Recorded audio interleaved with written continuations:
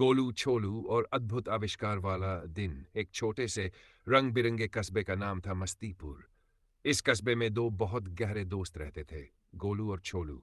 गोलू था गोल मटोल, खाने का बहुत शौकीन और हमेशा किसी न किसी मुसीबत में फंस जाता था।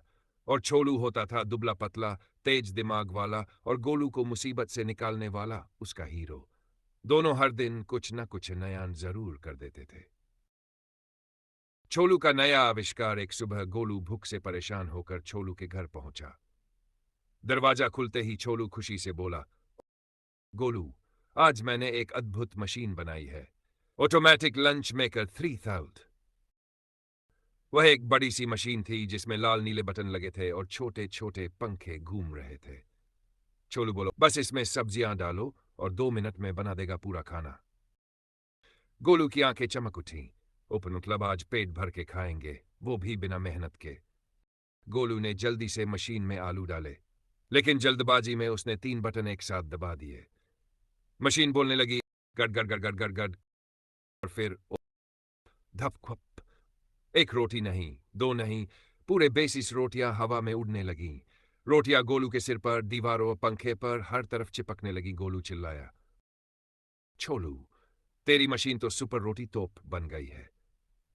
छोलू माथा पकड़कर बोला, उकुट, अरे गधा, तूने सिस्टम बिगाड़ दिया। मस्तीपुर में हड़कंप रोटियां पूरे कस्बे में उड़ने लगीं। सब्जी वाला बोला, अरे, मेरी कद्दू वाली टोकरी में रोटी घुस गई। स्कूल जाते बच्चे खुश, वहां नाश्ता मुफ्त में मिल गया। चौकीदार हरिराम जी गुस्से में, ये क्या आसमान से रोटी की बारिश हो रही है। मशीन सड़क पर फिसलती रही और इधर उधर रोटियां उछालती रही। जब गोलू ने चलाई अपनी चालाकी मशीन, अब भी घूमे जा रही थी। रोटी उड़ रही थी। पूरा मस्तीपुर हिल गया था। चोलू घबराकर चिल्लाया, गोलू, जल्दी कर, मशीन का लाल बटन ढूंढो, वही इसे बंद करेगा। गोलू दौड़ा मशीन की तरफ। वो मशीन इधर उधर घूम रही थी, कभी दाएं तो कभी बाएं। गोलू ने पकड़ने की बहुत कोशिश की, लेकिन मशीन हाथ ही नहीं आ रही थी। गोलू पसीने पसीने हो गया। उसका सांस तेज चलने लगा। तभी उसके दिमाग में एक चमकदार आइडिया आया। वह मशीन के सामने खड़ा हुआ अपना सीना फुलाया और पूरी शान से बोला, ओहो मशीन महारानी, इधर देखो, मैं हूं गोलू, इस दुनिया का सबसे बड़ा ग्राहक और सबसे बड़ा खाने वाला। जैसे ही मशीन ने यह सुना, वह गोलू की तरफ खिंचती चली आई। अब वह उतनी तेज नहीं घूम रही थी। छोलू की आंखें चमक उठी। वह दौड़ा और जैसे ही मौका मिला, झट से लाल बटन दबा दिया। धड़ाम और शांति, एक जोर की आवाज आई। धड़ाम, और मशीन एकदम शांत। न कोई रोटी उड़ रही थी, न कोई शोर। पूरे मस्तीपुर में अचानक सन्नाटा छा गया। गोलू और छोलू थक कर वहीं सड़क पर बैठ गए। दोनों की सांसें ऐसे चल रही थी जैसे दौड़ की रेस जीत कर आए हों। अंत रोटी उत्सव। थोड़ी देर बाद मस्तीपुर के लोग धीरे धीरे बाहर निकले। सब और देखा, सड़क पर, छतों पर, पेड़ों पर, दुकानों पर, हर जगह सिर्फ और सिर्फ रोटियां ही रोटियां। लगभग 200 रोटियां पूरे कस्बे में फैल चुकी थी। तभी चौकीदार हरिराम जी आए।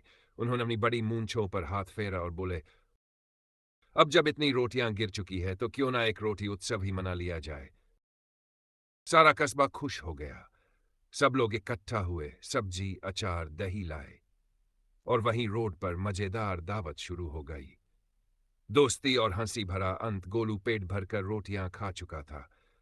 वह अपना पेट सहलाते हुए बोला, छोलू, तेरी मशीन खराब हो सकती है, लेकिन रोटियां तो कमाल की बनाती है। छोलू हंसते हुए बोला, ओ, मशीन खराब करने में पीएचडी कर चुका है। दोनों जोर जोर से ठहाके लगाकर हंस पड़े और पूरा मस्तीपुर उनके साथ हंसने लगा।